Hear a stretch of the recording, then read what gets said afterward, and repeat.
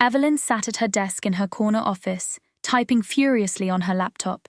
The glow of her computer screen was the only light in the room, as her colleagues had all left for the day. At 29, Evelyn was a corporate powerhouse, managing a team in Prime Communications Limited, one of the leading companies in Lagos. Her sharp suits, confident stride, and unmatched work ethic had earned her a stellar reputation in a male-dominated industry.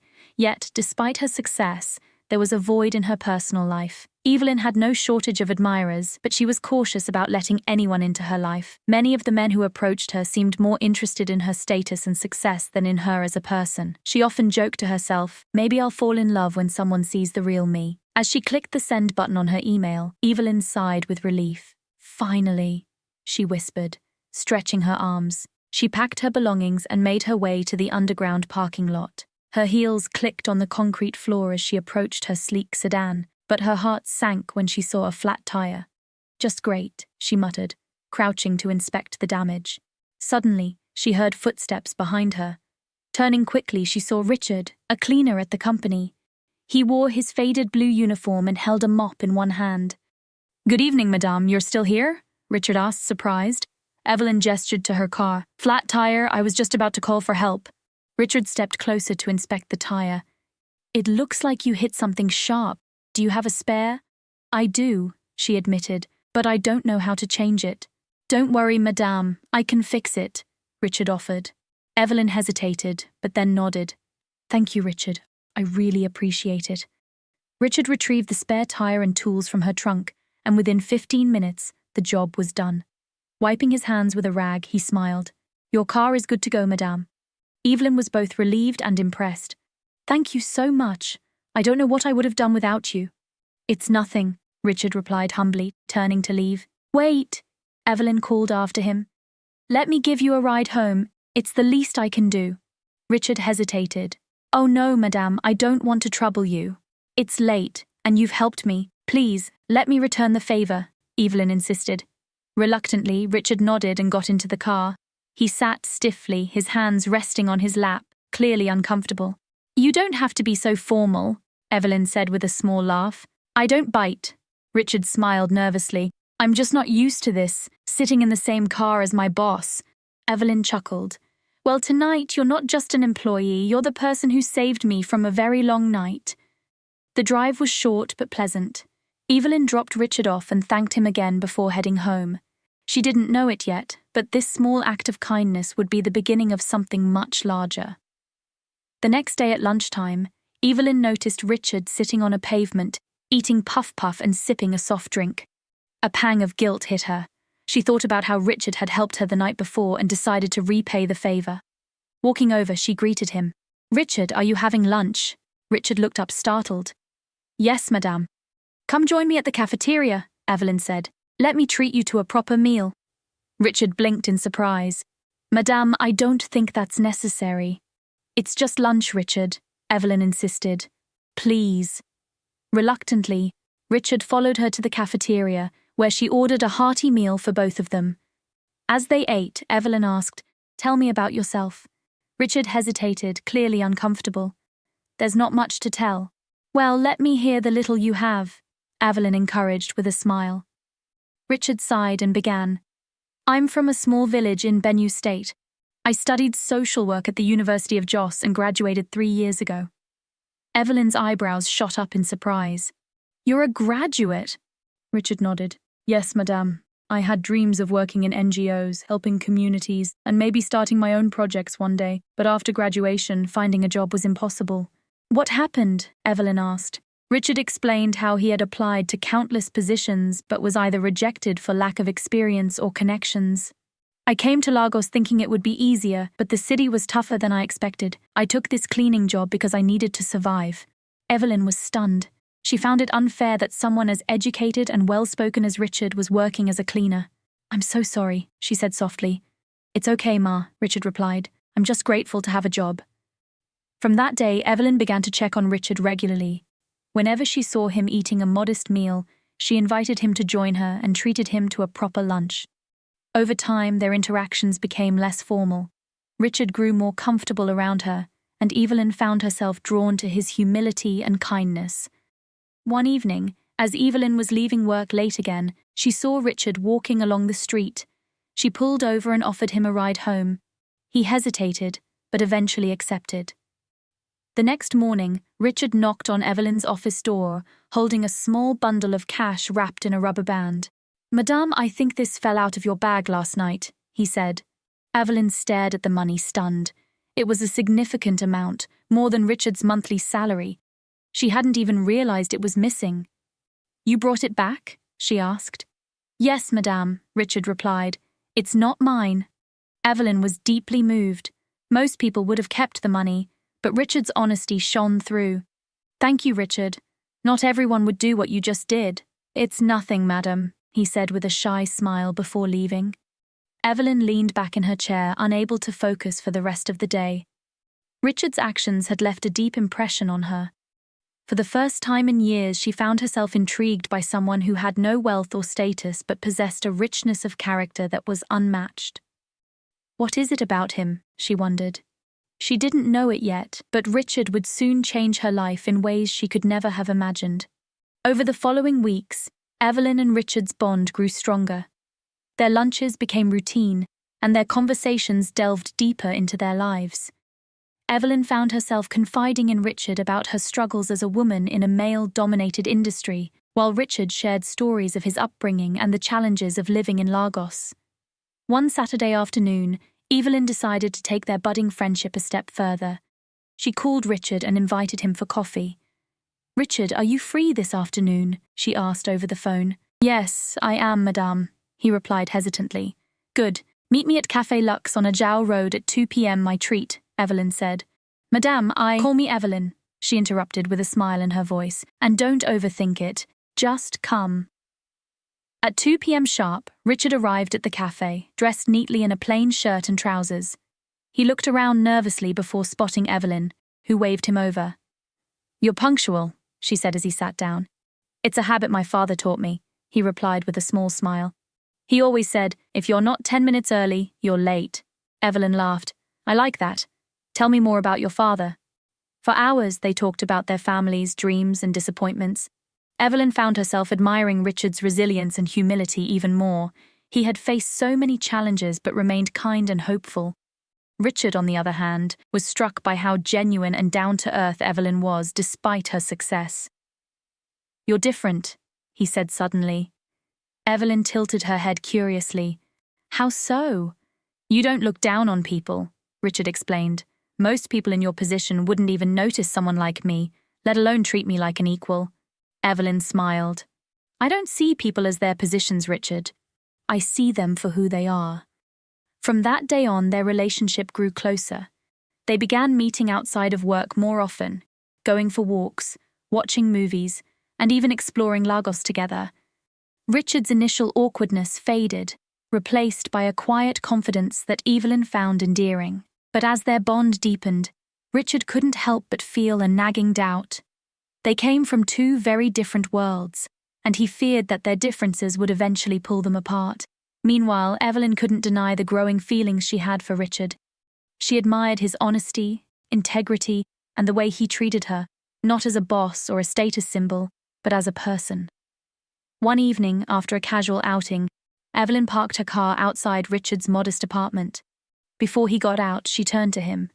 "Thank you for always being there," she said sincerely. "I don't think I've ever had someone I could talk to like this since my mother passed." Richard looked at her, surprised. "You're the one who's been there for me, Evelyn. I don't know how to repay you." "You don't have to," she said softly. "I just want you to know how much I value you." For a moment they sat in silence, their unspoken feelings hanging in the air.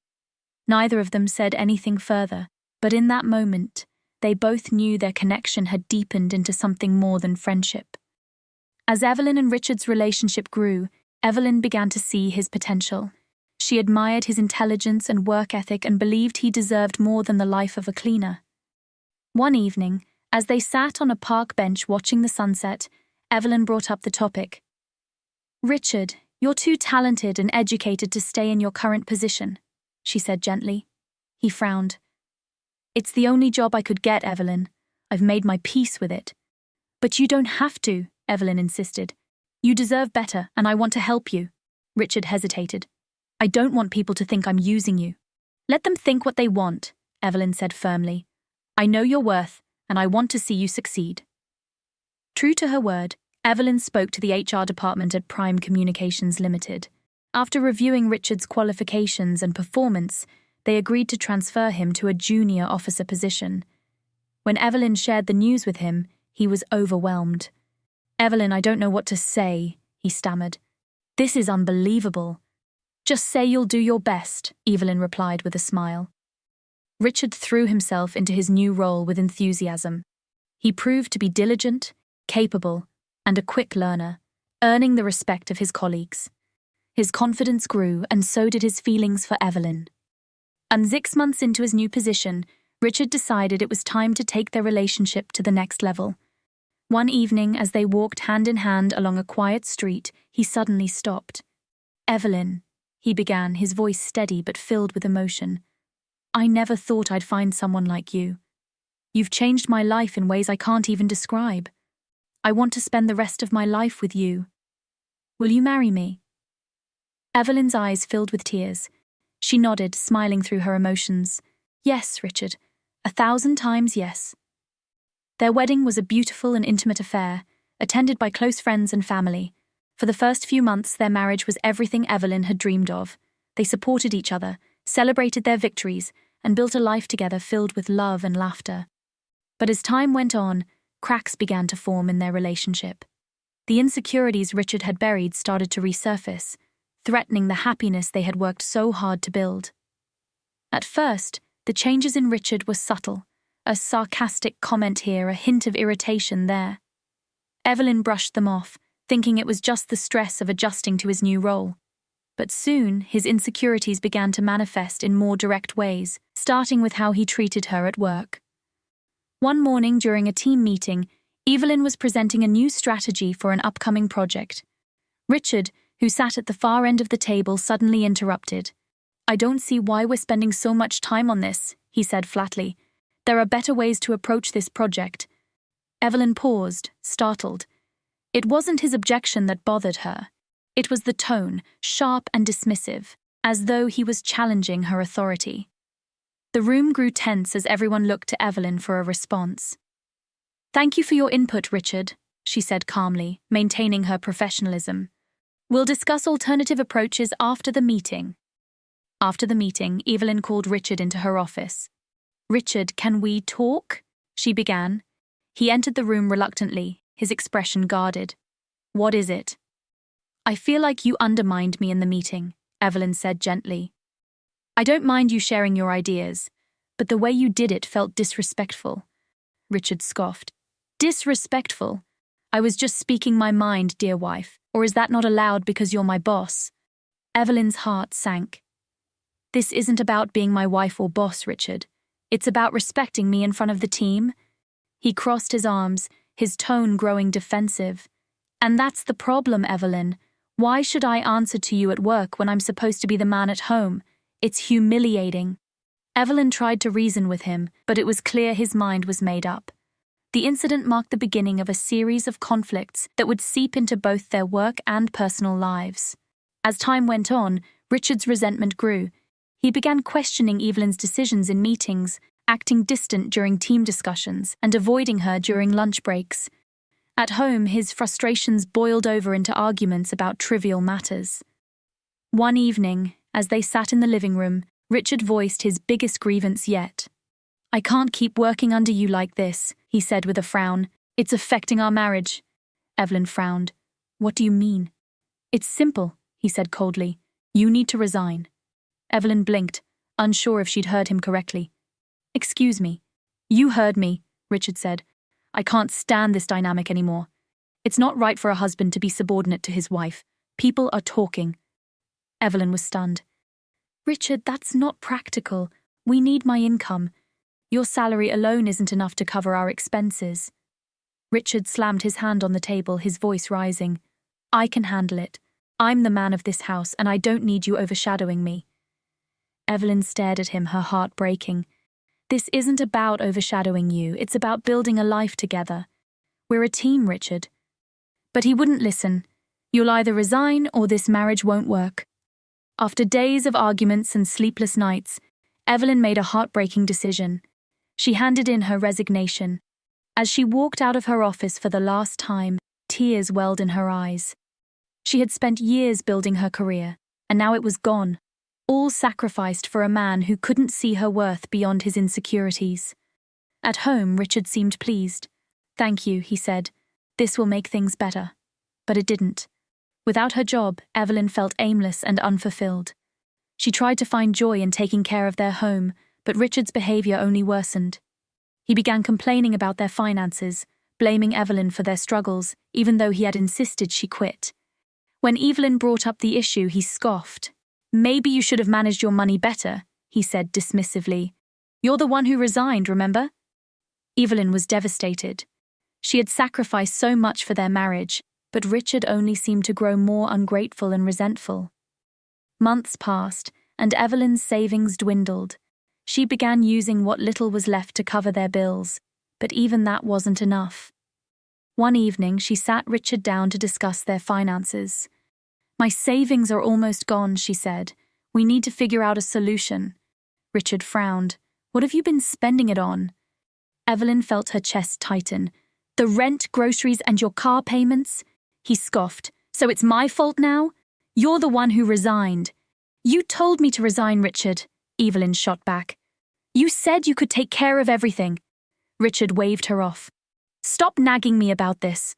I'm doing my best." Evelyn was too exhausted to argue. She realized their marriage was falling apart, and she was powerless to save it. One morning, as Evelyn cleaned the house, she came across an old photograph of her mother. In the picture, Evelyn stood proudly in her matriculation gown, full of hope and determination. Seeing it brought tears to her eyes. "Mama," she whispered, clutching the photo. "You gave me everything.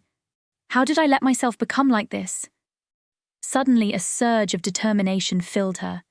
"No, Evelyn," she said to herself, "you're stronger than this. You can't keep living like this." That evening, she dusted off her laptop and began updating her resume. Over the next few weeks, she applied for jobs in secret, determined to rebuild her life. 2 months later, Evelyn received an email inviting her for an interview at a reputable firm. She prepared diligently and aced the interview, landing a position that reignited her passion and confidence. On her first day at work, Evelyn felt like a bird set free. She promised herself never to let anyone stifle her dreams again. When Richard found out, he was furious. "You'll quit that job, Evelyn," he demanded. Evelyn shook her head, smiling. "No, Richard, this time I choose me." Their marriage ended soon after, and Evelyn emerged stronger and wiser. She had learned the most important lesson of all: never lose yourself trying to please someone else. Her story encourages us all to stand firm in our values and to never be afraid to prioritize our well-being. Thank you so much for watching. What lessons did you take away from Evelyn's journey? Let us know in the comments below. Don't forget to share this story with someone who might need to hear it.